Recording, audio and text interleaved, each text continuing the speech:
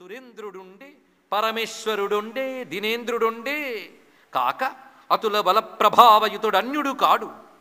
ఇతడు సాక్షాత్ ఇంద్రుడా లేక శివుడా? కొంచెం వచ్చింది సందేహం, కానీ నిలవలేదు అని నమ్మకం. సురేంద్రుడా, శివుడా, సూర్యుడా, అగ్నియా? ఏమిటా మహాతేజస్సు? కాకపోతే అన్యుడు కాక ఒరుడైన మద్భుజావితత ధనుర్విముక్త శరవేగము పోర సహించి ఇట్టు లక్షతుడు అమూర్ఛితుండునై కంపము పొందకయుండ నేర్చునే. ఒకవేళ నిజంగా సామాన్యుడు బోయేవాడే అయితే నేను వేసిన బాణాలకి దెబ్బతైనా తినాలి, మూర్ఛైనా పోవాలి, వణకనైనా వణకాలి, కదలనైనా కదలాలి. ఏమీ లేకుండా కొండలా నిలబడ్డాడు అంత ధైర్యంగా. ఇతడు ఎవడై ఉంటాడు? నా వేసిన అపార దుర్వార నారాచంబులు, నేను వేసిన బాణాలన్నీ వ్యర్థమైపోయాయి, ఈయన మీద ప్రయోగించిన బాణాలన్నీ వ్యర్థమైపోయాయి అంటూ ఒక చిన్న ఉపమానం వాడాడండి. ఉపమానం మనకు పనికొస్తుంది. అవివేకి యందు ప్రయుక్తంబులైన సుభాషితంబుల వలే అన్నాడు. ఇక్కడ గొప్ప ఉపమానాలు ఉంటాయండి. నన్నయ్య గారి ఉపమానాల సొగసు చాలా బాగుంటుంది. సందర్భం వచ్చింది కనుక ఒక అందమైన మరొక ఉపమానం చెప్పుకుందాం. ఒక చోట ఒక గుంపు అడవిలో విశ్రాంతి తీసుకుంటుందిట. వ్యాపారుల గుంపు రాత్రిపూట. ఒక ఏనుగు మంద వచ్చి వాళ్ళ మీద వెళ్ళిపోతుంటే కకావికలమైపోయి చెదిరిపోయి కొందరు పోయారు, కొందరు మిగిలేట. అక్కడ ఒక ఉపమానం వాడతాడు. అదేమిటంటే అవినీతిపరుడి సంపదలాగా అంతా చెదిరిపోయింది అన్నాడండి. ఇప్పుడు సమాజానికి పనికొస్తుందని నేను తీసుకొచ్చా. ఇక్కడ అవినీతిపరుడు ఎంత కూడబెట్టుకున్నా ఏదోలా దెబ్బ తినక తప్పదు. ఎంత కూడబెట్టుకున్నాం మళ్ళీ ఎలాగో వంచన చేసి మళ్ళీ పదవిలోకి వచ్చామని ధైర్యంగా ఆకాశంలో ఎగురుతుంటే గాలివానకైనా కొట్టుకొచ్చి చచ్చిపోవలసిందే తప్ప సంపద కాపాడదు. అది తెలిసిన బుద్ధులు ఊరుకో, ఏం చేస్తాం? ఏమిటో ఈ సత్యాలు ప్రపంచంలో కనబడుతుంటాయని బుద్ధి మారదు. అవినీతి పరుని సిరివలే అంటాడు. ఇక్కడ అవివేకి యందు ప్రయోగించిన సుభాషితముల వలె వ్యర్థమైపోయాయి అన్నాడు. కొంతకి అంత చెప్పినా ఇందాక చెప్పేమే చెచ్చెర పుట్టినే పరుడు చెప్పిందైనా అది. మొత్తానికి అన్ని బాణములు వ్యర్థమైపోయేట. పైగా అనుకున్నాడు, ఈ చోటు ఉన్నదే ఇది దైవ నివాసంబు కావన కిరాతరూప ప్రచ్ఛన్నుండైన ఎయ్యేని యొక్క దివ్య పురుషుండు కావలియను. అది అనుకున్నాడండి. ఇది గొప్ప మాట. ఇప్పుడు ఈ పర్వతం ఉన్నదే మామూలు కొండ కాదు, ఇది తెలుసుకోండి. మహాక్షేత్రాలకు వెళ్ళినప్పుడు మన దృష్టిలో అవి నేలలు, మామూలు ప్రాంతములు, కానీ ప్రచ్ఛన్న రూపాల్లో మహాత్ములు తిరుగుతుంటారు. ఇది గొప్ప మాట. ఇది దైవ నివాసంబుగావున హిమవత్ పర్వతము, వారణాసి క్షేత్రము, శ్రీశైలము, తిరుమల ఇలాంటి చోట్లకు మనం వెళ్ళినప్పుడు మన దృష్టిలో అక్కడ నేల, మట్టి, చిరాకు, పరాకు కనబడుతూ ఉంటాయి. కానీ ప్రచ్ఛన్న రూపంలో మహర్షులు అందరూ తిరుగుతుంటారో, మహాత్ములు అందరూ ఉంటారో, దేవతలు ఉంటారో మనకు తెలియదు. అందుకే రమణులు వారు చెప్తుంటారు, అరుణగిరిలో ప్రదక్షిణ చేస్తుంటే ఎందరో మహర్షులు మన పక్కన ప్రదక్షిణ చేయొచ్చు, వాళ్ళు కనబడకుండా తిరగచ్చు, మనం పోల్చుకోలేని పిచ్చి రూపాలతోనూ తిరగచ్చు. అందుకే క్షేత్రాలకి వాటికి వెళ్ళినప్పుడు ఏ ఒక్కరి యందు విసుగు, చిరాకు ప్రదర్శించరాదండి. ఎవడు ఏ రూపంలో ఉంటాడో తెలియదు మనకి. ఆఖరికి సునకాది రూపాలతోనూ కూడా ఉండొచ్చుట. అందుకే ఏ ఒక్కరిని అవహేళన చేయరాదు క్షేత్రాల్లో. అందున దైవ నివాసంబు మహాపర్వతం, హిమవత్ పర్వతమే. అస్త్యుత్తరశ్యాన్ దిశి దేవతాత్మ అన్నారు. ఆ దేవతా స్వరూపం. అలాంటి దేవతామయమైన పర్వతంపై దేవతలు ప్రచ్ఛన్న రూపాలతో తిరుగుతూ ఉండవచ్చు. కాబట్టి ఇతడు ఎవడైనా దివ్య పురుషుడై ఉండొచ్చు అనుకుని, దివ్య పురుషుడైనప్పటికీ నాతో యుద్ధం చేసినప్పుడు నేను యుద్ధం చేయాలి కనుకనే దివ్యులపై ప్రయోగించగలిగిన అస్త్రాలు ప్రయోగిస్తానని తీసేటండి. అస్త్రములు అంటే మంత్రంతో ప్రయోగించేదానికి అస్త్రం అంటారు, మంత్రం లేకుండా ప్రయోగించేదానికి శస్త్రం అంటారు. ఇవి తేడాలు తెలుసుకోవాలి. మంత్రశక్తులన్నీ ప్రయోగించాడు అస్త్రములు. చిత్రం ఏంటంటే ఆ అస్త్రములన్నీ వెళ్ళిపోయాయి ఆయనలోకి. పైగా అర్జునుడు ఖాండవ వనదహ సమయంలో అగ్నిదేవుడిచ్చినటువంటి అక్షయ తూణీరములు, గాంధీవం అనబడే ధనస్సు పట్టుకున్నాడు. గాంధీవం అర్జునుడికి తప్ప ఇంకెవరికి లేదు. అది అగ్నిదేవుడిచ్చాడు స్వయంగా ఖాండవ వన దహన సమయంలో. అక్షయ తూణీరములు అంటే అమ్ముల పొదులు అక్షయం. ఎన్ని బాణాలు తీస్తున్నా వస్తూనే ఉంటాయట. చిత్రం ఏంటంటే అక్షయ తూణీరమ్ముల అమ్ములు కానక అక్షయ తూణీరంలోనే అమ్ములైపోయేట. అప్పుడే ఆలోచించొద్దండి, అవి అయిపోయాయి. అస్త్రములు వ్యర్థమైపోతున్నాయి. చూశాడు, మొత్తం ఖాళీ అయిపోయింది. ఇంకేం ప్రయోగిస్తాడైనా? బాణాలు, అస్త్రాలు అన్నీ కూడా శివుల్లో లీనమైపోతున్నాయి. ఆయన అలాగే నిలబడి ఉన్నాడు. తిరిగి బాణం వేయవలసిన అవసరం కూడా ఆయనకి రాలేదు. అక్కడ అలా నిలబడి ఉంటే ఇంకో చూశాడు. ఎప్పుడైతే అక్షయ తూణీరములు ఖాళీ అయిపోయేట, ఎలా ఖాళీ అయ్యో వర్ణిస్తున్నాడండి. ప్రళయకాలంలో సముద్రాలు ఇంకిపోయినట్లుగా ఆయన అక్షయ తూణీరం ఖాళీ అయిపోయిందట. ఉపమానాలు నన్నయ్య గారు ఎంత బాగా వేస్తున్నాడో చూడండి. ఆఖరికి చేతిలో పట్టుకున్నాడు గాంధీవం. ఇంకా లాభం లేదని తిన్నగా వెళ్ళి ఆయన నెత్తి మీద కొట్టాడు ఒక్కటి. అది లోపలికి వెళ్ళిపోయింది. ఆ గాంధీవం కూడా మిగలలేదు, అది లోపలికి వెళ్ళిపోయింది ఆయనకి.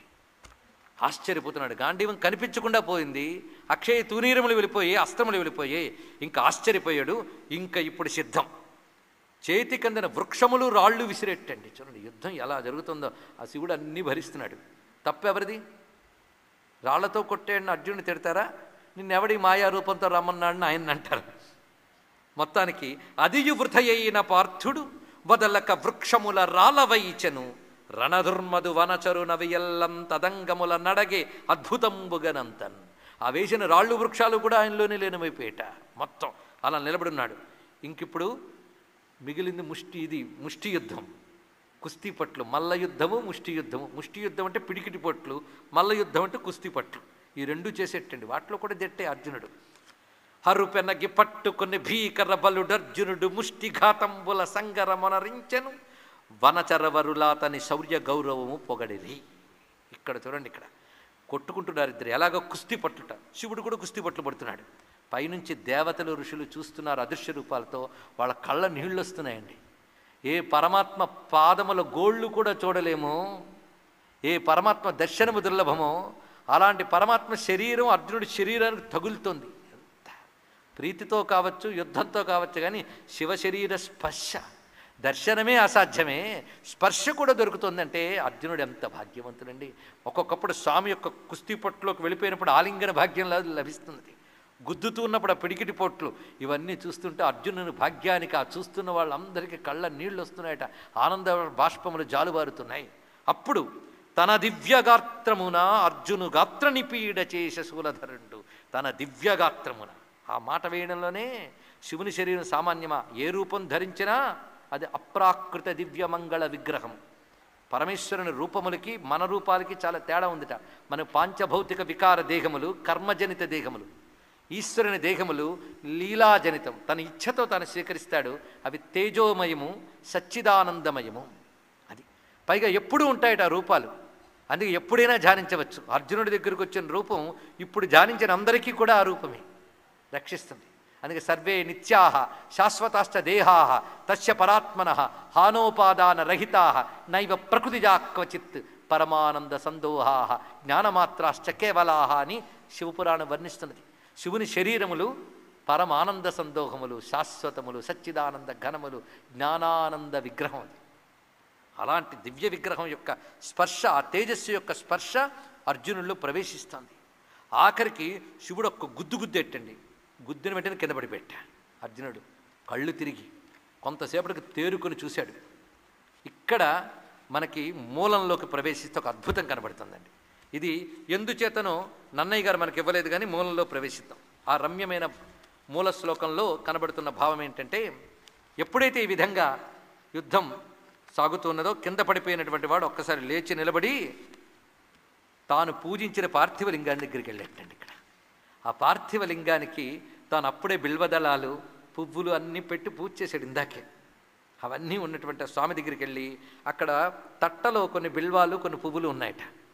అవి తీసి ఆ శివుడి మీద వేసి, స్వామి ఏమిటో నేను దెబ్బతిన్నాను, ఇప్పుడు నాకు ఒక్కసారి నువ్వే శక్తి, నువ్వు శరీరంలో శక్తి అంతా క్షీణించిపోయింది దెబ్బలకి, నువ్వే శక్తిని ఇవ్వయ్యా అని పార్థివలింగం మీద పువ్వులు వేసి లేచి నిలబడి కిరాతమూర్తి దగ్గరికి వెళ్ళేట. చిత్రం ఏంటంటే తాను ఏ పువ్వులు ఏ దండ వేశాడో అవన్నీ ఆ కిరాతమూర్తి యొక్క జటాజూటంలో కనబడ్డాయటండి. అక్కడ అద్భుతమైన విషయం చూడండి. ఇక్కడ ఇది రమ్యమైన అంశం. అది చూడగానే అప్పుడు వచ్చిన వాడు ఎవడో తెలిసింది, ఇక్కడ వేసింది అక్కడ కనబడ్డాయట. ఇది ఒకటి గ్రహించవలసిన గొప్ప విషయం అండి. మనం అనుకుంటాం ఇవాళ ఇక్కడ పూజ చేశాం కదా, ఏం దేవుడికి అందుతుందా అని. అంది తీరుతుంది. ఇది తెలుసుకోండి. ఇక్కడ మనం ఒక విగ్రహం పెట్టి పువ్వులు వేసినా పూజ చేసినా అందుతుందా? చాలామందికి ప్రశ్న ఉండవచ్చు. ఎక్కడ పూజ జరిగినా దాన్ని తేలిక దృష్టితో బొమ్మల దృష్టితో చూడవద్దు. ఎందుకంటే భావంతో కూర్చోబెడితే భగవంతుడు కూర్చోగలడు. ఇది చాలా రహస్యమైన విషయం. అందుకే ఏకాగ్రంగా వినండి. భావంతో కూర్చోబెడితే భగవంతుడు కూర్చోగలడు. అందుకు పసుపు ముద్ద పెట్టి భగవంతుడిని కూర్చోబెట్టగలం, కలశంలో నీళ్లు పోసి వరలక్ష్మీదేవిని కూర్చోబెట్టగలం. అందుకు పిలిచి పసుపు ముద్దలో వరలక్ష్మిలో మట్టి ముద్దలో కూడా భగవంతుడిని కూర్చోబెట్టగలిగిన శక్తి ఉన్న మతం పేరు హిందూ మతం. గుర్తుపెట్టుకో. అయితే ఇక్కడ ఒక్క రహస్యం అన్నది, భగవంతుడిని భావంతో కూర్చోబెట్టగలిగినంత భావం మనకున్నదా? ఇది ప్రశ్న. ఇది చాలా రహస్యం. భావంతో కూర్చోబెట్టగలిగితే కూర్చుంటాడు, కానీ అంత భావం అనుకున్నదా అంటే మన భావం మనది గనక దానికి అంత శక్తి ఉండకపోవచ్చు. అప్పుడు మనదైన భావానికి శక్తి లేకపోతే మనది కాని శక్తివంతమైనది ఏదో ఒకటి తీసుకురావచ్చండి, అంతే కదా. నేను ఈ టేబుల్ నా శక్తితో ఎత్తుదామని ప్రయత్నిస్తాను, నా వల్ల కాదు, అప్పుడు మీరు ఎవరి సహాయం తీసుకుంటాను, అప్పుడు నేను ఎత్తగలను. అలాగే ఒక శ్రీచక్రంలో, ఒక లింగంలో, ఒక విగ్రహంలో మనం మన భావంతో కూర్చోబెడదామంటే మన శక్తి చాలదు, అప్పుడు మరొక శక్తి కావాలి. ఆ శక్తి ఏది అంటే మంత్రము, మంత్రబలం. అందుకు మంత్రం మంది కాదు, భావం మంది. మంత్రం ఋషులు దర్శించినది, తపస్వరూపం. మంత్రమే దేవత రూపం, మంత్రమే దేవత రూపం. ఈ మాటను ఆలోచించుకోండి, మీకు తెలుస్తుంది. అందుకు మన భావము మంత్రము కలిపితే భగవంతుడిచి కూర్చుంటాడు. ఎందుకంటే గుడికెళ్ళిన ప్రతిసారి అన్నమాచార్యుడు వెంకటేశ్వరుడు కనిపించినట్టు మనకు కనిపించడు. అన్నమాచార్యులకి అయితే వెళ్ళగానే పొడగంటిమయ్యా మిమ్ము అని ఒళ్ళు పులకించిపోయింది. మనకు ఆయన ముందు గంటకు సేపు నిలబెట్టిన నమోస్తు నారాయణ చలించం, ఏం అనుభూతి కలగలేదండి. గుడికి ఎందుకు రావడం అంటాడు ఈ మూర్ఖుడు. అనుభూతి కలగాలి అంటే ముందు నీ పాపం ఎంత తొలగాలో. నాలుగుపై జబ్బుంటే పంచదార వేసుకున్న రుచి రాదుట, ఆ జబ్బు పోతే రుచి తెలుస్తుంది. అలాగే మనస్సుకు పాపపు మాలిన్యం ఉంటే ఎదురుగా భగవంతుడు నిలబడ్డా గుర్తించడం, గుర్తుపెట్టుకోండి. అందుకే విగ్రహంలో భగవంతుడు నీకు కనబడకపోవచ్చు, నువ్వు అంత పూజ చేస్తున్నప్పుడు ప్రతి వాళ్ళు అనుభూతితో త్యాగరాజస్వామిలాగా తులసి దళములతో సంతోషముగా పూజింతో అని మాటి మాటికి పులకించిపోరు, ఏదో వేస్తూ ఉంటారు అంతే. అయితే అదంతా వ్యర్థమా? ఇది గుర్తుపెట్టుకోండి. కొందరు అంటుంటారు ఇంత పూజ చేసాం కానీ ఏమి వ్యర్థం కాదు, అది చాలా సార్థకమే. ఎందుకంటే నీ భావంతో కాకుండా మంత్రంతో కూర్చున్నాడు ఆయన, నీవన్నీ ఆయన దగ్గరికి వెళతాయి. ఇది తెలుసుకోవాలి. ఇది తెలుసుకోవాలి అంటే మనకు తాడేపల్లి రాఘవనారాయణ శాస్త్రి గారిని మహానుభావులు ఉండేవారు చందోలు దగ్గర. వాళ్ళ నాన్నగారు తాడేపల్లి వెంకటప్పయ్య గారిని మహాపండితులు, మహా సిద్ధపురుషులు. ఆయన రోజు చేసేది ఏమిటంటే పార్థివలింగార్చనట, ఇంకేమీ లేదండి ఆయన దగ్గర. మట్టి లింగాన్ని చేసి చేతిని శుభ్రం చేసుకుని అందులో పెట్టుకుని అభిషేకం చేసేవారు. అభిషేకం చేస్తూ ఒక్కసారి ధ్యాన సమాధులకు వెళ్ళిపోయేవట. వాళ్ళ ఆవిడ మహానైవేద్యం పెట్టి నిలబడేది అంతే, విసుగు లేదు, చిరాకు లేదు. ఇంకా ఎంతసేపు అండి తొందరగా పెట్టండి అనలేదు ఆవిడ. ఆయన పూజ చేస్తూ సమాధిలోకి వెళ్ళి ఎప్పుడు బయటకు వచ్చేవాడు తెలిసేది కాదు, రోజు ఇదే తంతండి. ఆయన చెప్పేట, నేను ఇక్కడ బిళవదలం వేసి ధ్యానంలోకి వెళ్తే నాకు ఇచ్చిన దర్శనం ఏంటంటే కైలాసంలో నేను వేసిన బిళవదలంలో స్వామి తలపై దర్శనం ఇచ్చేవి, అది కనప్పుడు బయటకు వచ్చేవాడు అన్నట్ట. మనం వేసే ప్రతిదీ అలా పెడుతుంది. ఈ రహస్యం మనకి మహానుభావుడు దివ్యమైన ఈ ఘట్టాన్ని శివపురాణంలో కూడా ఒక చోటు చూపిస్తాడు. విష్ణువుకు పూజ చేసి హిమవంతుడు రాగానే విష్ణు దర్శనం జరిగి తాను పూజించినవన్నీ విష్ణువు యొక్క శరీరం మీద కనబడ్డాయట. అందుకు మనం చేసిన ప్రతిదీ ఈశ్వరుడు స్వీకరిస్తాడు. ఇది తెలిస్తే రేపటి నుండి మనం చేసే పూజ మరింత అనుభూతితో వెళుతుందన్న ఉద్దేశంతో చెప్పాను ఇక్కడ. అందుకే ఇక్కడ ఏం జరిగింది చూడండి, తాను వేసినవి ఎప్పుడైతే కిరాతుడు తల మీద కనబడ్డాయో అప్పుడు అనుకున్నాడు ఇతడు మామూలు కిరాతుడు కాడు. అనగానే కళ్ళ నీళ్ళు తిరిగేట, ఏడుపు వచ్చింది. వెంటనే ఆయన సాష్టాంగ నమస్కారం చేసి స్వామి నన్ను క్షమించవయ్యా, నువ్వు శివుడివే, ఈ రూపంతో వచ్చావు అని. అంటే పూర్తి రూపం చూపించకుండా ఇలా చూపించాడండి ఆయన, ఆ వేసి నువ్వు చూపించాడు. వెంటనే స్వామి అంటున్నాడు, నాయన నీ తపస్సు చాలా గొప్పది, కానీ ఇక్కడ ఒక చిన్న విషయం, నా రూపం నువ్వు చూడాలంటే నీకున్న ఈ కన్నులు చాలవు, నా అసలు రూపం చూడాలంటే. ఇప్పుడు నీకు దదామితే విశాలాక్ష చక్షు పూర్వర్షిర్భవాన్, గొప్ప మాట అంటున్నాడు, నీకు నేను దివ్య చక్షువునిస్తున్నాను, నా రూపాన్ని చూడు అని, నా స్వరూపంబు చూడుమని దివ్య దృష్టి ఇచ్చిన పార్థుండు కృతార్థుండై వెంటనే నమస్కారం చేయగానే రూపం ఒక్కసారి మారిందండి. ఎలా కనబడుతున్నాడు స్వామివారు అక్కడ అంటే, చేతిలో పినాకమనే ధనస్సు ఒక చేత్తో, త్రిశూలం మరొక చేత్తో, డమరుకం ఇంకో చేత్తో, మరొక చేత్తో అభయహస్తాన్ని ఇస్తూ చతుర్భుజుడై మహానుభావుడు ఆ ధవళమైన కాంతితో జటాజూటముతో శిరస్సుపై నెలవంకతో గంగాధరుడై ప్రక్కన పార్వతమ్మతో కనబడ్డాడు. సాంబశివుడు సాక్షాత్కరించాడు. ఆ సాక్షాత్కరించిన వెంటనే ఒళ్ళు పులకించిపోయి తతో దేవం మహాదేవం గిరిశం శూలపాణినం దదర్శు ఫాల్గుణస్తత్ర సహదేవ్యా మహద్యుతిం, మహాకాంతితో ఉన్న ఆ పరమేశ్వరుని చూడగానే ఒక్కసారి ఒళ్ళు పులకించి కనుల ఆనందాసవులు రాలి గొంతు బొంగురుపోయి సాష్టాంగ దండ ప్రణామం చేసి స్వామి రూపాన్ని చూడ్డానికని మళ్ళీ లేచి మోకాళ్లపై కూర్చొని సా జానుభ్యాం మహీగత్వా శిరసా ప్రణిపత్యచ, మోకాళ్ల మీద కూర్చుని రెండు చేతులు శిరస్సుపై పెట్టుకుని తల వంచి గద్గదమైన కంఠంతో పరమేశ్వరుని స్తోత్రం చేస్తున్నాడు. ఇక్కడ ఈ స్తోత్రం ఒక రమ్యమైనటువంటి శ్లోకములు, మంత్ర సమానమైన శ్లోకములు చూపిస్తున్నాడు. ఇక్కడ కపర్దిన్ సర్వదేవేశ భగనేత్ర నిపాతన దేవదేవ మహాదేవ నీలగ్రీవ జటాధర కారణానాంచ పరమం జానే త్వాం త్రయంబకం విభుం దేవానాంచ గతిందేవ త్వత్ప్రసూతమిదం జగత్ అజేయస్త్వం త్రిభిర్లోకై సదేవాసుర మానుషై శివాయ విష్ణురూపాయ విష్ణవే శివరూపిణి దక్షయజ్ఞ వినాశాయ హరిరుద్రాయ త్వయి నమః లలాటాక్షాయ శర్వాయ మీఢుషే శూలపాణయే పినాకగోప్త్రే సూర్యాయ మంగళాయ చ వేధసే ప్రసాదయే త్వాం భగవాన్ సర్వభూతమహేశ్వర. చాలా స్తోత్రం ఉందండి. ముఖ్యమైనది ఇక్కడ వరకు చదువుకున్నాం. ఇది మంత్రమయమైన శ్లోకం ముందే చెప్పుకున్నాం. శ్రవణ మాత్రం చేతనే దివ్య ఫలములు ఇవ్వగలిగిన స్తోత్రం ఇది. అర్జునుడు చేసిన శివస్థుతి. ఈ శివస్థుతిలో విశేషం ఏంటంటే శివుణ్ణి ఏ విధంగా దర్శిస్తున్నాడో చూడండి. కారణానాంచ పరమం. ఎక్కడైనా భగవతత్వం ఎక్కడ దొరుకుతుందో తెలిసి ఆ స్తోత్రంలో దొరుకుతుంది. స్తోత్రం అనగానే మనకి దృష్టిలో ఏంటంటే ఇది చేస్తే ఏదో వస్తుందని చేసేదే స్తోత్రం అనుకుంటాం మనం. అందుకే చాలామందికి స్తోత్రం కంటే ఫలశ్రుతి చాలా ఇష్టంగా ఉంటుంది. అవునా లేదా? ఫలశ్రుతి మధురంగా ఉంటుందండి. అర్ధార్థి లభతే అర్థం, ధనార్థి లభతే ధనం, కన్యార్థి లభతే కన్యా, విద్యార్థి లభతే విద్యాం అంటూ ఉంటే వినడానికి చాలా బాగుంటుంది. స్తోత్రం ఏం పోతే పోయింది, ఫలశ్రుతి బాగుంది. కానీ స్తోత్రమే భగవతత్వాన్ని ఇస్తుంది. అందుకే జడులై స్తోత్రాలు చదవద్దు. కొంచెం మనసు పెట్టి అప్పుడప్పుడైనా చదువుతూ ఉండండి. రోజు చైతన్యంతో కాకపోయినా అప్పుడప్పుడైనా స్పృహతో చదివితే కనీసం అందులో ఉన్న రహస్యం తెలుస్తుంది. అందుకే కారణానాంచ పరమం. నువ్వు సమస్త కారణములకు కారణము. అంతేకాదు జానే త్వాం త్రయంబకం విభుం దేవతానాం గతించైవ. దేవతలకు నువ్వు గతివి. ఈ మాట గొప్పగా అన్నాడు. దేవతలు మనకు గతి అయితే దేవతలకు ఆయన గతిట. ఇది పెద్ద రహస్య విషయం. అందుకే ఈయనకి దేవదేవ అని పేరు. దేవతలకు దేవుడు. త్వం దేవతానాం పరమంచ దైవతం. ఇది ఉపనిషత్ మంత్రం శివుడి గురించి చెప్తూ ఉన్నది. దేవతలకు దేవుడు నువ్వు, అందుకే పరమంచ దైవతం. భిషక్తమం త్వాం భిషజాం శృణోమి. వైద్యుల్లో గొప్పవాడువు నువ్వు, మందుల్లో గొప్పవాడువు నువ్వు అన్నారు. శివుడు సంసార వైద్యుడు. అందుకే ప్రథమో దైవ్యో భిషక్ అది ఎక్కడన్నారు. దేవతలకు దేవుడు నువ్వు, దేవతలకు అంతర్యామి నువ్వు ఔషధ స్వరూపుడివి, నువ్వు వైద్యనాథుడువు, నువ్వు మృత్యుంజయుడువు, ఓ పరమేశ్వర, ఓ త్రయంబక, ఓ సదాశివ అంటూ ఇక్కడ గొప్ప మాట వస్తున్నది. నిన్ను ఏ ఒక్కరూ జయించలేరయ్యా. అజేయస్త్వం త్రిభిర్లోకై సదేవాసుర మానుషై. దేవతలు గాని అసురులు గాని మానవులు గాని నిన్ను జయించలేరు. శివాయ విష్ణురూపాయ విష్ణవే శివరూపిణే. ఇక్కడొచ్చింది మంత్రం. ఇది గొప్ప మంత్రం. ఇది మంత్రమని దర్శించిన ఒక ఋషి గురించి మనం చెప్పుకున్నాం. ఈ శివాయ విష్ణురూపాయ అనేది మహామంత్రం అండి, సామాన్యం కాదు. 10 అక్షరాల మంత్రం. మీరు చేసి చూడండి, దీని యొక్క రహస్యం తెలుస్తుంది. శివాయ విష్ణురూపాయ. మనం చాలామంది అనుకుంటాం శివాయ విష్ణురూపాయ అంటే శివకేశవుల మధ్య భేదం లేదని చెప్తున్నారు అని. శివకేశవుల మధ్య భేదం లేదు అని చెప్పాల్సిన అవసరం వేదానికి లేదు. ఎందుకంటే శివకేశవుల భేదం చూపిస్తే అజ్ఞానం. అది పిల్లలకి చెప్పినట్టు వేదం చెప్తుందా అండి?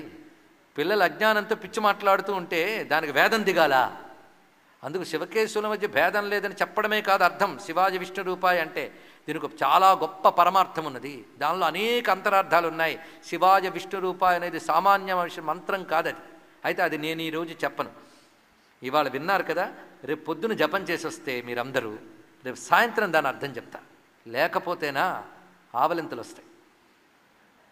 ఎందుకంటే మహావిషయం అర్థం కాదండి. వినడానికి కూర్చుంటే చాలదు. కథలు చెప్తే మురిసిపోయే వాళ్ళు ఉంటారు, కానీ తత్వం చెప్తే విసుక్కునే వాళ్ళే ఎక్కువ. మాకు అది అనుభవం. అందుకే నేను ఇవాళ మిమ్మల్ని నిద్రపుచ్చదలుచుకోలేదు. కానీ అదే సమయంలో నాకు కూడా తెలుసు, లోతు చెప్తే గ్రహించి ఆనందించగలిగే సంస్కారవంతులు కూడా ఉంటారు. వాళ్ళు 100 మందిలో 10 మంది ఉన్నా 90 మంది విసుక్కున్న 10 మంది కోసం చెప్పడానికైనా సిద్ధమే. ఇది గుర్తుపెట్టుకోండి. వాళ్ళ వల్లే మిగులుతుంది విజ్ఞానం. అదే కథలు కాకరకాయలతో మిగిలేది కాదు. అందుకు శివాజీ విష్ణు రూపాయ అంటే శివునికి విష్ణువుకి భేదం లేదని చెప్పడం మాత్రమే కాదు దానిలో ఉన్న అర్థం. అది పరమార్థం. ఎందుకంటే వేదం దృష్టిలో శివుడని విష్ణువని భేదము లేదు, ఒకడే ఈశ్వరుడు. శివాజీ విష్ణు రూపాయని ఆ ఈశ్వరుడినే చెప్తున్నారే, దానిలో పెద్ద పరమార్థం అన్నది. ఆ పరమార్థాన్ని మనం రేపు దానితోనే ప్రారంభిద్దాం. ప్రస్తుతం మంత్రాన్ని మాత్రం అనుకుందాం. అందుకు శివాజీ విష్ణు రూపాయ విష్ణవే శివరూపిణి. ఇది వింటే కొంతమందికి సంధ్యావందనం చేసే అలవాటు పొరపాటునుంటే వాళ్ళు గుర్తు రావాలి. ఏమిటి? శివాయ విష్ణురూపాయ శివరూపాయ విష్ణవే శివస్య హృదయం విష్ణు విష్ణోశ్చ హృదయం శివ యథా శివమయో విష్ణు ఏవం విష్ణుమయ శివ యథాంతరన్న పశ్యామి తథా మే స్వస్తిరాయుషి. ఇది మంత్రం. అంటే శివునికి శివరూపంలో ఉన్న విష్ణువునకు విష్ణు రూపంలో ఉన్న శివునకు నమస్కారము, శివుని హృదయమైన విష్ణువుకు విష్ణువు హృదయమైన శివునకు నమస్కారము.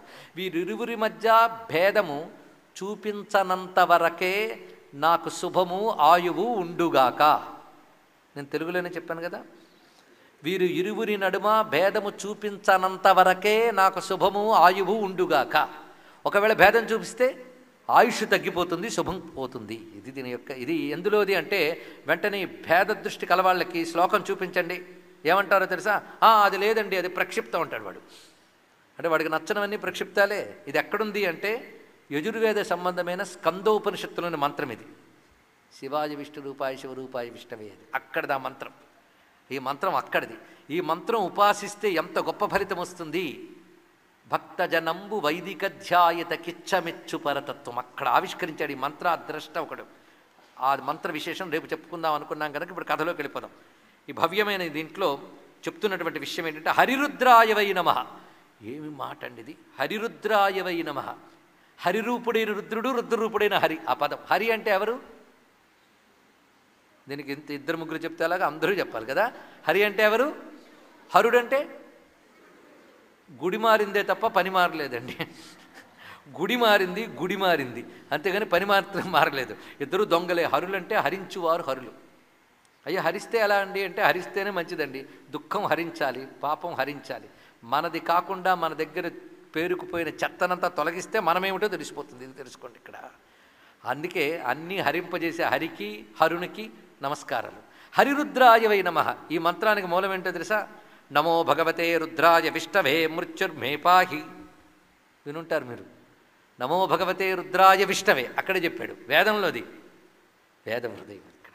అందుకే వైదిక ధ్యాయతకిచ్చమిచ్చు అన్నాడు ఆ మహానుభావుడు తెలుగు కవి. ఎంత గొప్పగా చెప్పాడు. అందుకే ఆ భవ్యమైన ఈ మంత్రార్థాన్ని హరిరుద్రాయవై నమః అంటే అర్జునుడి భావం ఏంటో తెలుసా? మమ్మల్ని ఎప్పుడూ కంటికి రెప్పలా కాపాడుకుంటూ చెలియయి మేనమరందియయి సచివుడై చిత్తప్రియుండై మహాఫల సంధాయకుడై చరించుట ఇది నీ భాగ్యంబు రాజోత్తమ అని చెప్పినట్లుగా మాకు సర్వము ఈ ఆపద్బాంధవుడై కాపాడుకుంటున్న కృష్ణ పరమాత్మకు నీకు భేదము లేదయ్యా. ఆయనే నువ్వు, నువ్వే ఆయన అనే భావం అర్జునుడు ఇక్కడ చూపిస్తున్నాడు. హరిరుద్రాయవై నమః. ఇది గొప్ప మాట అన్నాడు. ఈ మంత్రమే హరిరుద్రాయ అనే దానిలో ఉందండి రహస్యం. ఎప్పుడైతే ఈ మాట పలికి స్తుతించాడో అప్పుడు పరమేశ్వరుడు అనుగ్రహిస్తున్నాడు. అయితే ఈ భవ్యమైన శ్లోకాలు చాలా ఉన్నాయి, కానీ నేను వదలలేక చెప్పుకుంటున్న ఒక అద్భుతం ఉన్నది. అది ఒకప్పుడు తెలుగువారందరూ కూడా దండకముని చదువుకునేవారు. ఇక్కడున్న అమ్మలు ఎవరైనా పెద్దవాళ్ళు ఉన్నారే అవ్వలు, వాళ్ళకు కొంచెం అవునండి విన్నట్టు గుర్తు అనిపించవచ్చు. తర్వాత వాళ్ళకి అసలు నమో నమః నన్నయ్య తిక్కన అంటే పేర్లే తెలియదు, తిక్కన్న అంటే తిక్క వచ్చినవాడా అంటారు. అసలు తిక్క అంటే అర్థం కూడా తెలియని తెలుగు వాళ్ళు ఉన్నారులేండి. అది నేను చెప్పేదేముంది, అంతే ప్రారంభం. కానీ ఒక భవ్యమైన దండకం మీరు వినుంటారు. ఈశ్వర దండకం అని చిన్నప్పుడు చదివేవారు. ఆ ఈశ్వర దండకం రచించింది నన్నయ్య గారండి. మొత్తం ఇక్కడ వ్యాసుడు ఇన్ని శ్లోకాల్లో చెప్పిన దాన్ని ఒక అద్భుతమైన దండకంలో రచించారు. ఆ దండకం నేను ఆపకుండా చదువుకుంటాను. చదువుకుంటానంటే నా కోసం, చదువుతానంటే మీకోసం. నా కోసం నేను చదివేదాన్ని మీరు వింటే ఇది మీకోసం కూడా.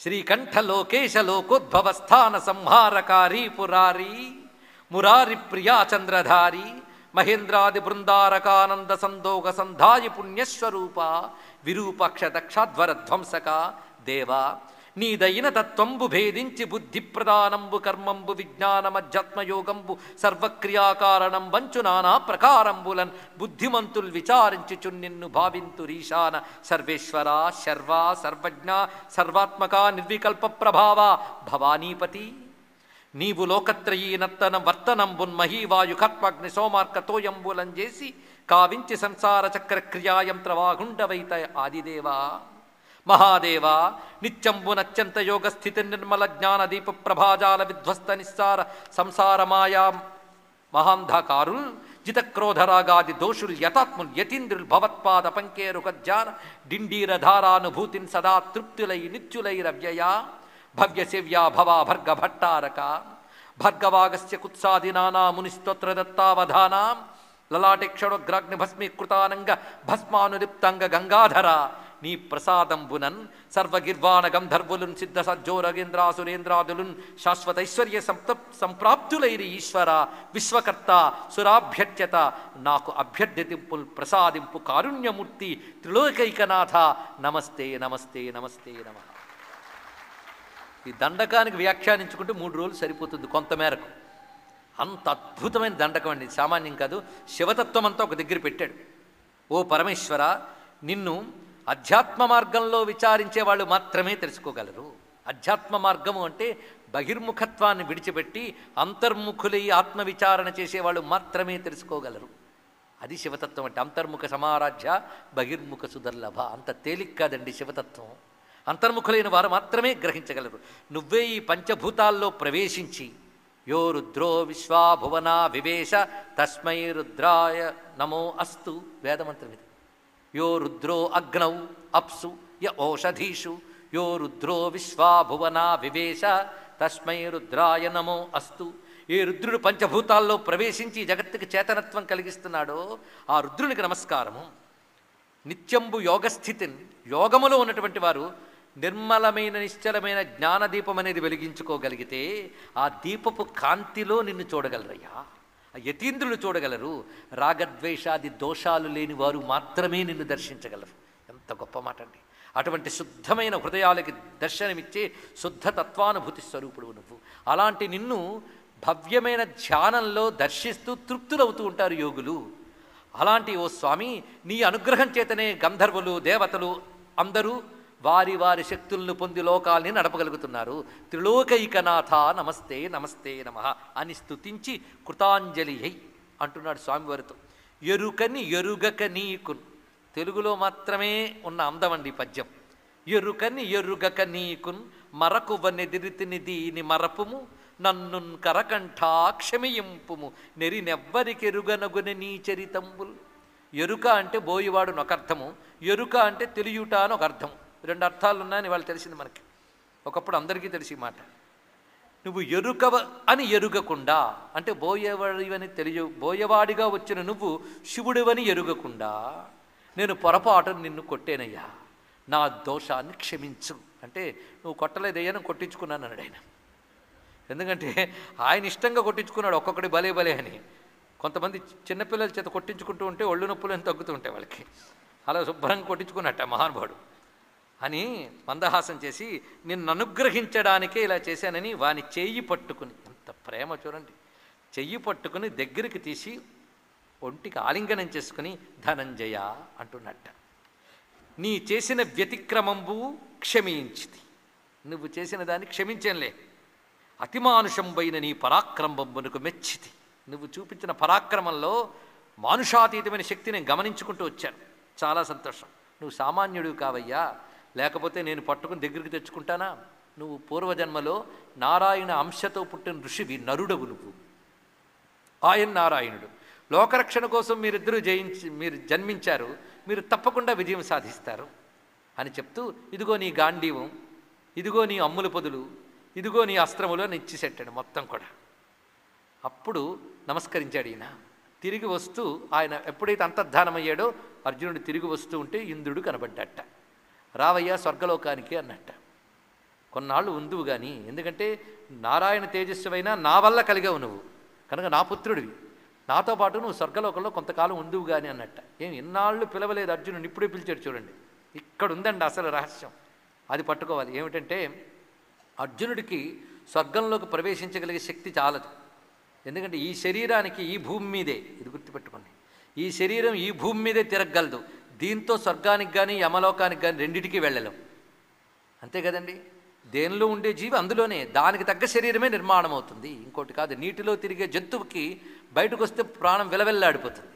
అదేవిధంగా మన శరీరము ఈ భూమి యందు తిరగడానికి పనికొచ్చేది. దీని కర్మ శరీరం అని పేరు. స్వర్గాది లోకాల్లో ఉండాలంటే దివ్య శరీరం వేరే రావాలి, అది భోగ శరీరం. నరకానికి వెళ్ళాలంటే యాతనా శరీరం అని వేరే శరీరం ఉండాలి. ఎక్కడికి వెళ్ళాలంటే దానికి తగ్గ శరీరం కావాలి. ఇప్పుడు అర్జునుడికి స్వర్గానికి వెళ్ళాలి అంటే మానవ శరీరంతో ఉన్నాడు కనుక స్వర్గంలోకి వెళ్ళే అవకాశం లేదు. ఇంద్రుడికి సరదా ఉంది, అర్జునుడిని తీసుకువెళ్ళి అక్కడ ఉంచాలని. ఇప్పుడు తీసుకెళ్ళగలిగేట. ఎందువల్ల? ఇది పట్టుకోవలసింది. ఎందువల్ల అంటే శివుడితో యుద్ధం చేస్తున్నప్పుడు శివుడు ఒళ్ళు తగిలించాడు చూసారా? ఒళ్ళు తగలగానే ఏమైంది అంటే అర్జునుడిలోకి శివుని యొక్క అనుగ్రహ శక్తి ప్రసరించగానే అర్జునుడి శరీరం ఇంకా ఇప్పటి నుంచి మామూలు శరీరం కాదండి, తేజోమయమైన శరీరం అయిపోయింది.